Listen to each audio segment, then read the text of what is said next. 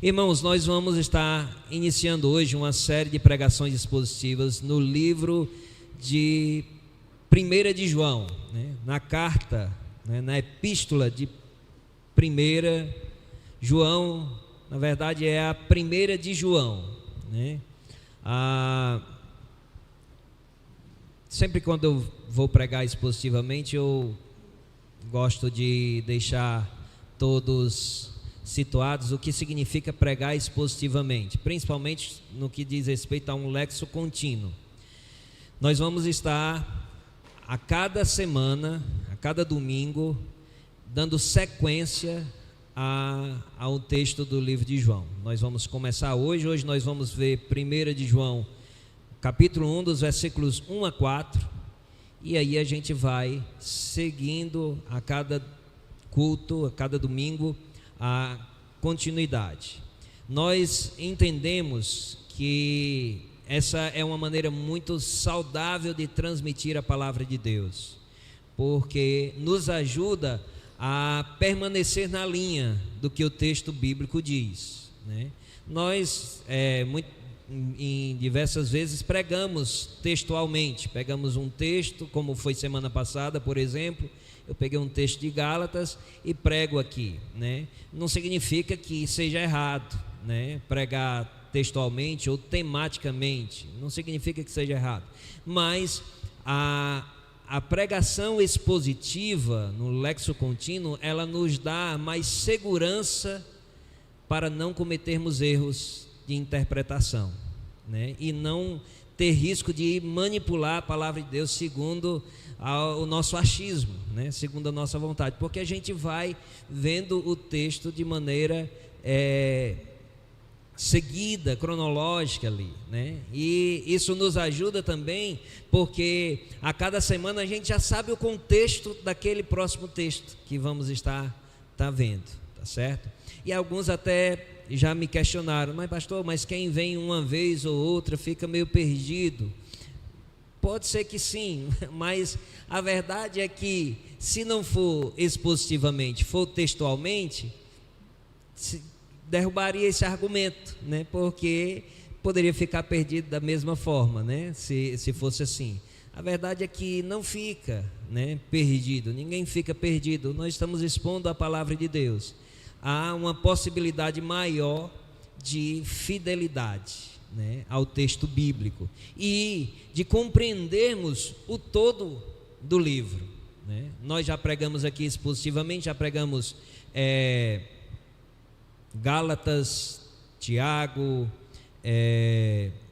Marcos, Efésios, Atos, 1 Pedro, não sei se mais, Jonas. Esse ano já pregamos Jonas, né? Então já pregamos vários livros expositivamente, né? Foi Marcos. Então, assim, Marcos nós passamos acho que quase um ano, né? Em Marcos. Atos também foi assim, né? Um dos livros maiores. E entendo que é bênção para a igreja, porque nós aprendemos a palavra de Deus de uma maneira mais concreta, né? E agora nós vamos iniciar a primeira carta do apóstolo João, o discípulo amado, né? Como é conhecido.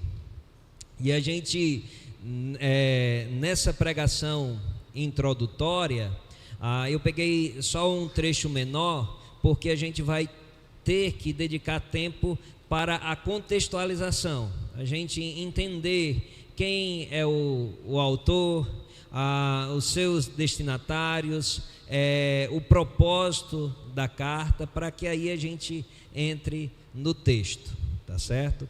Então vocês já devem estar com as suas Bíblias abertas aí em 1 de João,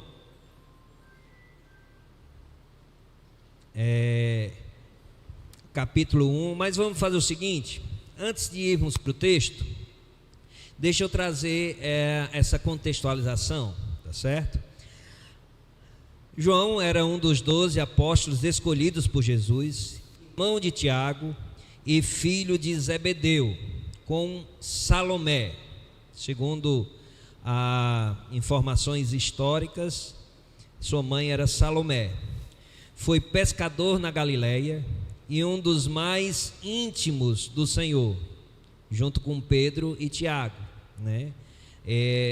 Dentre os discípulos do Senhor Jesus Cristo, entre os apóstolos também, João era um dos, se não o mais próximo do Senhor Jesus Cristo, né? A tradição, a interpretação de muitos acredita que é aquele mais próximo. Ele mesmo se apresenta como o discípulo amado, né? Sendo chamado por Jesus de filho do trovão, lá em Marcos 3,17, o que demonstra seu temperamento intenso e zeloso, né? De um zelo apaixonado pelo Senhor. Ele testemunhou milagres, ouviu diretamente os ensinos de Cristo e esteve presente nos momentos cruciais: transfiguração, a última ceia, crucificação e muitos outros momentos, sendo o único dos 12 apóstolos a permanecer ao pé da cruz. Na morte do Senhor Jesus Cristo, na crucificação, foi o único que ficou lá até o momento da morte. E também testemunhou a ressurreição do Senhor. João se tornou um dos principais líderes da igreja primitiva em Jerusalém. E posteriormente ele foi morar em Éfeso, né? Possivelmente por conta já da perseguição e até a destruição de Jerusalém no ano 70, e após isso, ou talvez um pouco antes disso, ele foi para Éfeso. Ele é o autor inspirado do Evangelho de João, das 3 cartas, 1ª, 2ª e 3ª de João, e Apocalipse, sendo conhecido como o apóstolo do amor, né? Devido à sua ênfase constante na comunhão e no amor fraternal.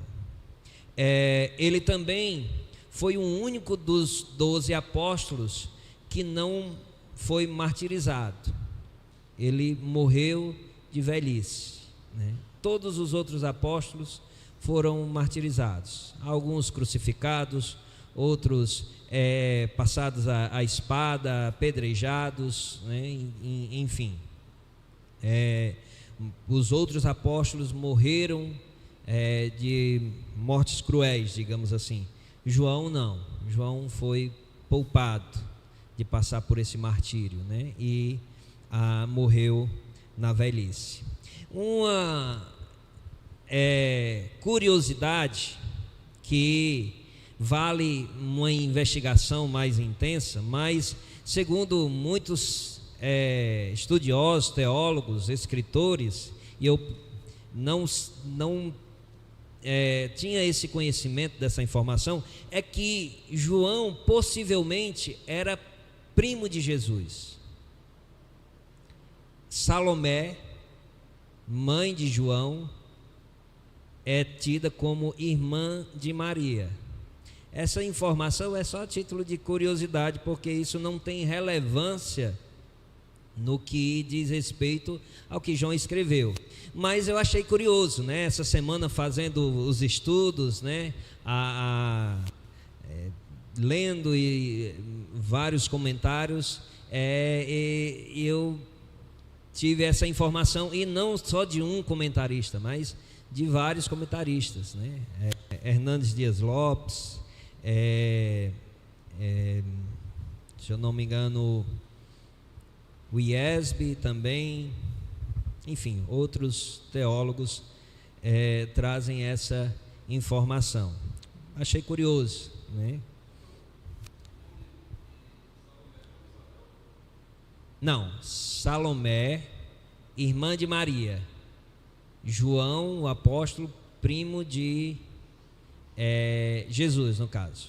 Salomé era esposa de Zebedeu, pai de João. Isabel, mãe de João Batista. Mas Jesus é tido como primo de João Batista, mas não é, digamos assim, para o nosso contexto, não é primo legítimo, porque Maria era prima de Isabel, não era irmã, tá certo? Ele era parente, digamos assim, né? Tá certo? Ok, então essas são algumas informações, e para não ser uma coisa muito extensiva, são, digamos, as principais informações acerca de João, né? A data e o destinatário da carta. Quando e para quem João escreveu essa carta, né? A primeira carta de João foi provavelmente escrita entre os anos 85 e 95 depois de Cristo, né? Quando a gente tem essa data depois de Cristo, não é depois da morte de Cristo, é depois do nascimento de Cristo, tá certo? No nosso calendário, né, nós estamos em 2025 depois de Cristo, depois do nascimento. E isso até tem alguns questionamentos de precisão exata, que pode ser que essa data, pode ser não, é quase certo que essa data que se tem não é exata ao nascimento de Cristo, né? Mas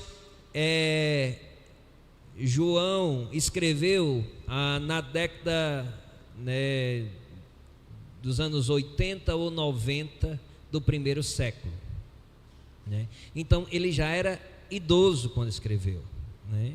Se nós considerarmos que quando Jesus morreu, João fosse um jovem, mesmo que fosse, né, mas já estava com muito tempo da morte do Senhor Jesus Cristo, né? Consideremos essas datas. Jesus morreu no ano 33, digamos assim, e pode ser que João tenha escrito 50 ou 60 anos depois da morte de Cristo, a carta, né? Ele escreveu de Éfeso. Na época em que ele escreveu, ele vivia em Éfeso. E a carta não é endereçada a uma igreja específica. Nós não temos menção. Nós vamos ver no início da série aqui que, diferente do que era comum entre as cartas, João ele não dedica tempo mencionando destinatários, nem se apresentando, ele já entra direto no assunto. Então parece uma carta circular, que era assim chamada, as cartas que eram escritas por lideranças da igreja, para que fossem passando de igreja em igreja e assim edificando os irmãos, né? Então se tratava de uma carta circular e ela foi escrita para as comunidades da Ásia Menor, né? Não na região judaica, na região de Israel, mas já na região ali da Ásia Menor, né? Onde ficava Éfeso, Tiatira, aquelas igrejas que são mencionadas lá em Apocalipse, ela ir para aquela região, né? O propósito da carta é o seguinte: João escreve para fortalecer os crentes contra o engano dos falsos mestres, que provavelmente representavam uma força inicial de gnosticismo. O gnosticismo, ele negava os aspectos centrais da fé cristã, como a encarnação real de Cristo, e promovia uma divisão entre corpo e espírito, levando a uma vida moralmente relaxada ou uma espiritualidade reservada apenas para os iluminados. Ou seja, havia uma crescente pregação de falsos mestres ensinando o gnosticismo, que envolvia Cristo, mas não segundo a verdade revelada, né? Eles acreditavam, por exemplo, os gnósticos, eles diziam que Cristo não tinha encarnado, né? Ele não tinha vindo em carne, era um espírito, um ser espiritual, né? E eles ensinavam muito a uma separação do espiritual, da vida espiritual, para a vida moral. E com isso, eles ensinavam que a pessoa podia viver de maneira relaxada, ou seja, pecar à vontade, fazer o que quisesse, porque isso não ia ter nenhum peso, né? O que bastava era a fé desassociada da vida, né? Então, principalmente o gnosticismo, ele ensinava isso. E João então escreve essa carta, principalmente para combater essa heresia. Eles acreditavam, os gnósticos acreditavam que essa vida espiritual era só para alguns iluminados. E eu meditando nisso, encontrei nessa visão do gnosticismo um pouco do que é visto pela maioria das pessoas que, segundo o nosso entendimento, não conhece a palavra, né? Nós vivemos um país que é considerado cristão, mas que não conhece Cristo, como as escrituras dizem, né? Então, o catolicismo, ele não prega uma exigência de uma vida moral segundo os preceitos da palavra de Deus. Eles de fato acham que essa vida é só para alguns iluminados, talvez os sacerdotes, os padres, né? Mas as outras pessoas podem viver como quer e basta só cumprir alguns ritos, que aí está tudo bem, né? Basta apenas confessar os seus pecados para o sacerdote, que aí está tudo bem, está tudo pago, né? Então, assim, eu particularmente achei uma certa semelhança do que vejo no ensino do catolicismo dos dias de hoje com o que estudei aqui acerca do gnosticismo, né? E nós precisamos entender que João, ele escreve para combater esses ensinos, assim como hoje nós precisamos também ser uma voz contra esse pensamento, esse estilo de vida. Nós precisamos não nos conformar, como diz Paulo aos Romanos capítulo 12, com tudo que nós vemos, mas nós precisamos nos levantar como arautos do Senhor para falar contra ensinos heréticos. E hoje a igreja cristã, ela tem se calado diante das mais diversas aberrações que aparecem, né? A igreja tem se calado, achando que o que importa é falar para o nosso mundo aqui, dentro dos nossos muros aqui, falar para os irmãos, né? Mas os apóstolos, eles não eram assim.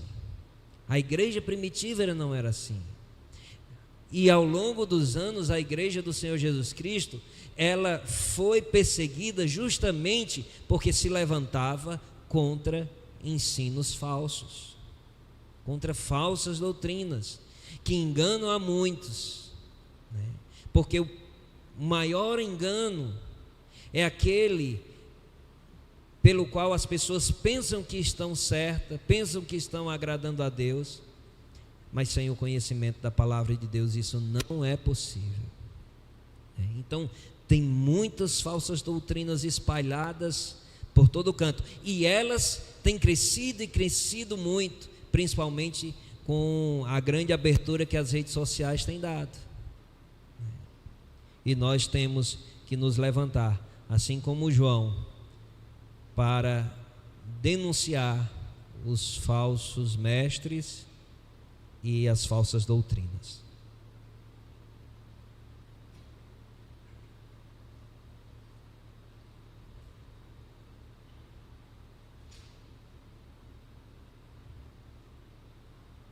Ok, esse contexto então ele ameaçava a unidade e a verdade do evangelho nas igrejas, e em resposta João escreve com a autoridade apostólica para reafirmar a realidade histórica de Cristo, a base doutrinária da salvação e o futuro visível de uma vida regenerada. Então, nesse livro, João ele oferece 3 provas de uma fé genuína. Primeiro, uma prova doutrinária, crer corretamente sobre Jesus. Lá em 1 João 4:2 vai falar sobre isso. Ele também ensina a respeito da moral, viver na luz e na prática da justiça. Nessa série nós vamos ver sobre isso também. e de uma maneira social, digamos assim, que é o amor fraternal, o amor entre os irmãos. Então nós vamos ver nessa série, ela está baseada em 3 pilares: crer corretamente sobre Jesus, quem de fato é Jesus, viver na luz e na prática da justiça e amar aos irmãos, tá certo? 1 João 5,13, ele diz: essas coisas vos escrevis para que sabeis que tendes a vida eterna, todos que creem no nome do Senhor. A grande ideia de 1 João, grande ideia é aquilo que nós, lá no curso de pregação expositiva, no Prega a Palavra, como sintetizar a passagem, né? Uma espécie de resumo da passagem, o que em poucas palavras a passagem diz. E o que em poucas palavras 1 João diz? Ele diz que a verdadeira fé cristã se manifesta na comunhão com Deus por meio de Cristo, evidenciada por uma vida de santidade, amor prático e permanência na verdade, tá certo? Vida de santidade, amor prático e permanência na verdade. Vamos então ao texto. Vou me esforçar aqui para não me estender muito, já são 7:05 aqui, né? 1 João capítulo 1, versículos 1 a 4.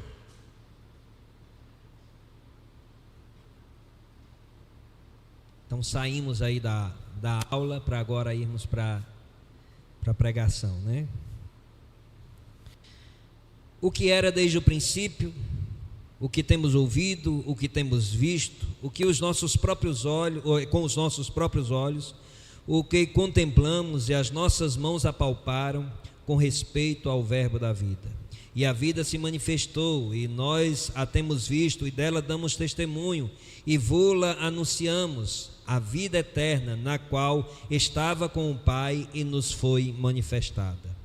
O que temos visto e ouvido anunciamos também a vós outros, para que vós igualmente mantenhais comunhão conosco. Ora, a nossa comunhão é com o Pai e com o Filho, com seu Filho, Jesus Cristo. Essas coisas, pois, vos escrevemos, para que a nossa alegria seja completa. Amém? Nós vivemos num tempo em que as pessoas buscam experiências espirituais desconectadas da verdade bíblica. Muitos querem comunhão com Deus, mas rejeitam a palavra e o Cristo da palavra. O apóstolo João inicia sua carta nos levando de volta às bases.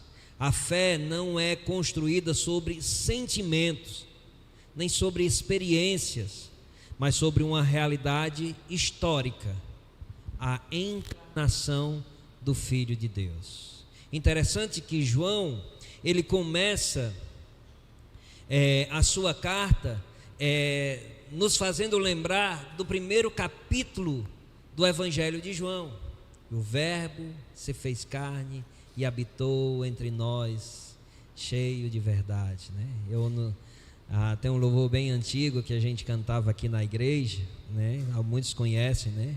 E o Verbo virou gente e habitou entre nós, cheio de graça e de verdade, e vimos sua glória como a do Pai, e vimos sua glória, glória do Pai. O Verbo se fez carne, né? O Senhor desceu até nós e encarnou, vestiu pele humana. João, ele começa a sua carta aqui, deixa eu ainda que eu pegar o texto, falando justamente isso. Lembramos que João ele está escrevendo para combater aqueles que diziam que Jesus era um espírito. Mas ele começa, olha, o que era desde o princípio, o que temos ouvido, o que temos visto com nossos próprios olhos, o que contemplamos e as nossas mãos apalparam. João, ele traz aqui já a mensagem, ou melhor, o combate à mentira de que o Verbo de Deus, o Messias, o ungido do Senhor, ele veio em carne, ele é humano. E a fé cristã, ela se fundamenta nesse princípio. Nós cremos num Deus homem, que é 100% Deus e 100% homem. São coisas talvez difíceis para nós compreendermos se formos nos aprofundar nessa afirmação. Mas Jesus, ele tinha um corpo humano como nós temos. Ele era humano. E João, ele está dizendo isso, que eles viram Jesus, eles ouviram Jesus, eles pegaram em Jesus. João chegou a reclinar a sua cabeça sobre o peito de Jesus. Jesus tocou em muitos, curando, libertando. Ele é uma pessoa, ele é um ser encarnado. Não tem nada a ver com reencarnação, pelo amor de Deus. É um ser encarnado. E hoje ele não está lá no céu em espírito, ele está em corpo. Ele ressuscitou num corpo glorificado. E pelo que entendemos da revelação da palavra de Deus, nós um dia teremos um corpo semelhante ao corpo do nosso Senhor Jesus Cristo, glorificado, um corpo que não sofrerá mais os danos do pecado, porque tudo que sofremos hoje no nosso corpo é por causa do pecado. Nós adoecemos, nós sofremos, nós envelhecemos, nós morremos por causa do pecado. Mas um dia, aqueles que são lavados pelo sangue do Cordeiro, que foram regenerados pelo sacrifício do Senhor Jesus Cristo, mesmo que morram, terão os seus corpos transformados, glorificados, à semelhança do corpo do Senhor Jesus Cristo. Amém? Aleluia! Isso é uma bendita esperança para as nossas vidas, irmãos. Um dia o nosso sofrimento vai acabar, o sofrimento do corpo vai acabar. A fé cristã verdadeira é fundamentada na revelação histórica e pessoal de Jesus. O Verbo da vida nos conduz a uma comunhão plena com Deus e uns com os outros, é o que diz esse texto aqui.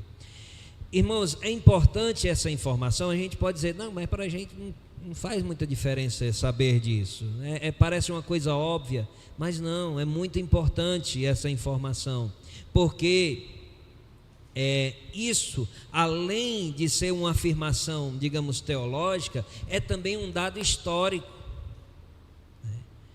Jesus é um personagem da história humana, e até a ciência, por mais que queira, a ciência não, a falsa ciência, ou a ciência ruim, ela quer tentar descredibilizar.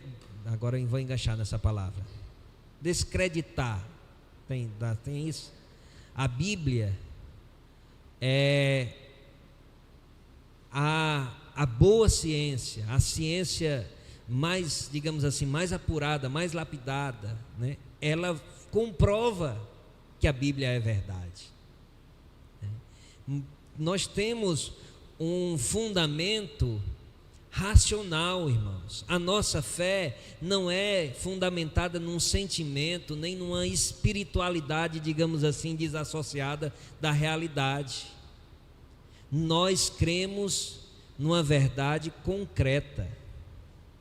E porque sabemos que Cristo é real, que Ele veio ao mundo, que os fatos bíblicos eles são históricos, isso nos dá respaldo para acreditar nas promessas espirituais, na realidade espiritual que a Bíblia revela. Cada ano que se passa é comprovado a verdade das Escrituras. A palavra de Deus, ela pode ser provada. E ela é provada e comprovada. Jesus veio em carne, Jesus é real, a palavra de Deus é real. Nós não cremos fundamentado num sentimento, nem em experiências, nós cremos fundamentado na razão. E eu não estou querendo aqui, quando falo disso, na razão, minimizar a fé, de maneira nenhuma. É mostrar que a nossa fé, ela é racional, ela é verdadeira, né? Não é ilusória, não é um engano, é verdade, né? João afirma que Jesus é eterno, desde o princípio, mas se fez carne e habitou entre nós. Ele fala com ênfase sensorial, né? Ouviram, viram, tocaram. João está combatendo essa falsa heresia. John MacArthur, ele disse que o testemunho dos apóstolos não era uma ideia espiritualizada, mas o relato ocular da encarnação literal do Filho de Deus, né? Jesus Cristo teve comprovação de testemunhas oculares. Muitos, milhares viram o Senhor Jesus Cristo e o que Ele fez. A fé cristã é objetiva, fundamentada em fatos. Não seguimos mitos ou sentimentos, mas um Salvador real. Como nós temos anunciado Cristo? Como temos crido nele? Com convicção ou de maneira displicente? A palavra de Deus diz que nós temos que estar prontos a dar razão da nossa fé. Quando nós não nos capacitamos no conhecimento da palavra de Deus para dar as provas da nossa fé, nós somos descredibilizados. As pessoas não vão dar a importância ao nosso testemunho. Nós temos que aprender da palavra de Deus e esmiuçar, digamos assim, né? A palavra de Deus, ela não nos manda ler, ela nos manda examinar as Escrituras, né? Nós temos que crescer no conhecimento da palavra para dar razão da nossa fé. Versículo 2, nós vemos aqui a revelação da vida eterna. E a vida se manifestou e nós a temos visto e dela damos testemunho, vos anunciamos a vida eterna, a qual estava com o Pai e nos foi manifestada. João usa o termo vida no sentido de vida eterna, que estava com o Pai e foi revelada em Cristo. Cristo é a própria vida, não apenas o doador da vida, Ele é a vida. Ele se manifestou como a expressão máxima do amor de Deus. Essa manifestação não é apenas visual, mas salvífica. A vida eterna tornou-se acessível. O Senhor Jesus é a vida. Ele é a expressão máxima do amor de Deus. Ele é a revelação completa de Deus. A Bíblia, ela é uma revelação progressiva, ou seja, aqueles que viveram lá entre os patriarcas, eles tinham um conhecimento, uma revelação limitada acerca de Deus. Era aquilo que Deus ia revelando, né? e o tempo foi passando, aquelas outras gerações já tinham um acúmulo do conhecimento do que veio antes, e assim sucessivamente. Deus aos poucos foi se revelando, principalmente o Antigo Testamento é a revelação de Deus ao povo de Israel, né? Povo escolhido por Deus. E esse povo tem até eu indico aí uma pregação do Pedro Pamplona, falando acerca de Israel. Tem até nos streams aí no Spotify, tem ele, tá certo? Falando acerca de Israel. Israel tem relevância diante de Deus, não só do passado, mas hoje também, tá certo? Israel não deixou de ser a nação escolhida por Deus. Nós hoje vivemos a igreja, hoje Deus se dirige aos povos de todas as nações. Isso vem desde o dia de Pentecostes até o dia do arrebatamento. Depois do arrebatamento, Deus volta a tratar com Israel, tá certo? Então, a palavra de Deus é uma revelação progressiva e ela se completa na pessoa de Jesus. Em Jesus nós temos a revelação última e total da palavra de Deus, de maneira que hoje nós não precisamos ficar buscando de Deus uma revelação, porque nós já temos a revelação da palavra de Deus e nós já temos Jesus Cristo. Eu não estou dizendo que Deus não possa agir de uma maneira sobrenatural, individualmente na vida de alguém. Deus é Deus, Ele pode fazer isso, mas a forma, digamos, usual, vou usar essa palavra, não sei se é a melhor palavra, em que Deus se revela é na palavra de Deus. Eu não preciso, diante das circunstâncias, das situações da vida, ficar procurando uma revelação. Senhor, me mostra um passarinho diferente se eu tiver que escolher isso ou aquilo. Me dê uma revelação tal para isso. Eu vou para a palavra de Deus, eu vou para os princípios da palavra de Deus. Eles já me dão fundamentos para eu tomar as minhas decisões. A palavra de Deus é a revelação, e Jesus Cristo é a revelação completa do Senhor. Ele veio, Deus foi se mostrando ao povo de Israel, foi se mostrando aos judeus, mas chegou um momento da história que Ele veio na pessoa do Senhor Jesus Cristo, e Ele é a revelação completa. Ele é a própria vida. A vida eterna, interessante observarmos que a vida eterna ela não é um conceito futuro apenas, mas uma realidade presente, experimentada por aqueles que conhecem a Cristo, né? Ele é o verbo da vida, Ele é a vida, e essa vida que João menciona aqui é a vida eterna. Mas quando falamos de vida eterna, normalmente nós pensamos acerca do futuro daqueles que têm Cristo. Mas nós temos que entender que a vida eterna do crente começa a partir do momento que a salvação do Senhor Jesus Cristo está sobre ele. A partir do momento que somos lavados pelo sangue do Senhor Jesus Cristo, aí já começa a nossa vida eterna. Ele nos deixa aqui nessa vida para que nós venhamos estar crescendo na graça e no conhecimento do Senhor Jesus Cristo. Não é só passando o tempo, nem gastando o nosso tempo com as coisas dessa vida, mas enquanto vivemos diante das coisas dessa vida, aprendemos acerca de quem é Deus e quem nós temos que nos tornar dia a dia diante da vontade de Deus.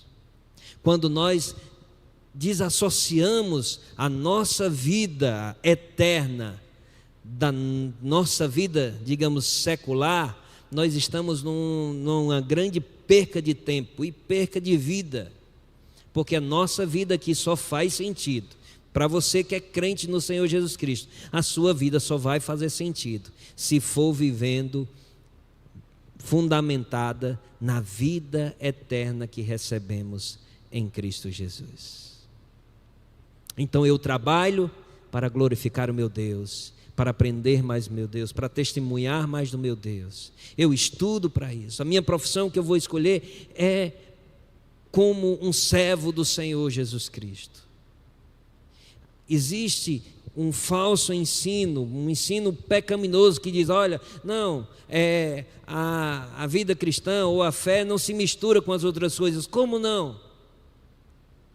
Claro que sim. Nós somos crentes aqui e em qualquer lugar. Porque se em algum lugar nós não somos crentes, nós não somos crentes em lugar nenhum. Nós somos crentes aqui na igreja, nós somos crentes em casa, nós somos crentes no trabalho, nos nossos negócios, na escola, onde for. Nós temos que ser crentes no Senhor Jesus Cristo. Nós temos que dar testemunho da nossa fé, vivendo de maneira moralmente segundo os padrões da palavra de Deus. Vamos por 3. Tinha mais coisa para falar, mas vamos seguir aqui. No versículo 3 nós vemos o resultado da fé, que é comunhão. O que temos visto, e o que anunciamos também a vós outros, para que vós igualmente mantenhais comunhão conosco.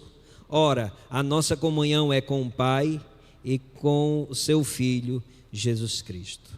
Então, João ele está dizendo, olha, nós estamos ensinando, combatemos a mentira, falamos a verdade com o propósito de quê? De que tenhamos todos comunhão. Comunhão uns com os outros, comunhão com o Pai, com o Filho, com o Senhor, né? Então, o propósito do conhecimento da palavra de Deus, ou melhor, a ação da palavra de Deus, né, o conhecimento dela nas nossas vidas, vai gerar comunhão, uma comunhão vertical entre nós e Deus, e uma comunhão horizontal. E é importante entendermos que na vida cristã, essa comunhão, ela não tem como ser desassociada. Como servos do Senhor Jesus Cristo, como filhos de Deus,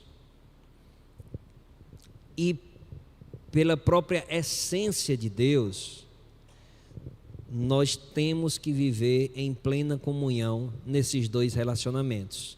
Relacionamento vertical e relacionamento horizontal. Quando um dos dois não está bem, a verdade é que nenhum dos dois está bem. Sabe, irmãos, que isso é uma realidade que a palavra de Deus ensina e que nós facilmente podemos constatar. Você pode dizer, não, eu estou em comunhão com Deus, mas não quero me relacionar com ninguém, quero viver isolado, não quero comunhão, não quero contato, não gosto de gente, quero viver só. Pode ter certeza, você não tem comunhão com Deus, porque a essência de Deus é comunhão, é o ajuntamento de nós com Ele e uns com os outros. Nós precisamos uns dos outros para termos plena comunhão com Deus, com o nosso Deus. João diz, essas coisas nós estamos ensinados para que a comunhão seja sólida, comunhão com Deus e comunhão com o próximo. Você tem vivido comunhão com a igreja? Está participando ativamente do corpo de Cristo? Ou vive um isolamento? O cristão verdadeiro ama a comunhão e busca manter a unidade. Tá certo? Não nos deixemos nos enganar por pensamentos, por medo ou por nós mesmos.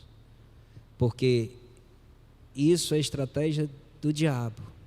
O diabo é que quer que nós estejamos só, separados, né? Hoje nós vivemos num mundo que nos motiva muito a vivermos isolados. E cada vez isso é preocupante, cada vez mais preocupante, né? A gente vê com essa esse domínio que o celular tem nas nossas vidas e o quanto ele é nocivo à comunhão. Porque ele aproxima, né, tem aquela frase, ele aproxima as pessoas que estão longe, mas separa as que estão perto. É impressionante.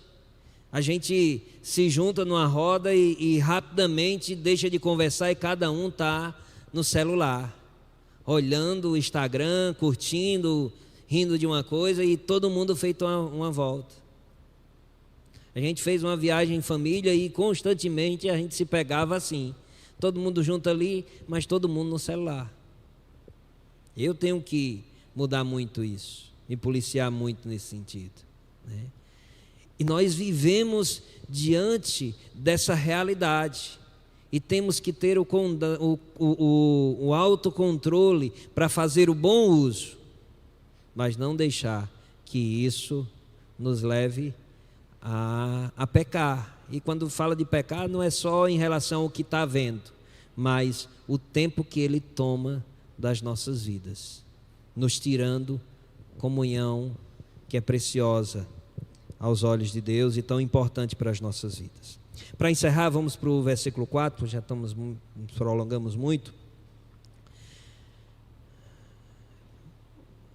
E o resultado da comunhão, o resultado do ensino de João era comunhão, e o resultado da comunhão é plena alegria. Estas coisas vos escrevemos para que a nossa alegria seja completa. A comunhão com Deus e com os irmãos resulta em alegria completa, uma alegria que transcende as circunstâncias e permanece mesmo em tempos de tribulação. A gente já falou muito sobre isso. Quando nós estamos em comunhão com Deus, nós temos a alegria e também a paz que vai além do entendimento, paz que excede o entendimento, no qual as circunstâncias não nos tiram a paz nem a alegria. Quando as circunstâncias nos tiram isso, é porque os nossos olhos estão mais nessa vida do que no nosso Deus. Mas quando estamos com os nossos olhos em Deus, quando conseguimos colocar os nossos olhos e manter os nossos olhos firmes no Senhor, estamos em comunhão com Ele, comunhão também com os irmãos, então nós temos uma alegria que vai além das nossas circunstâncias e é uma alegria completa, né?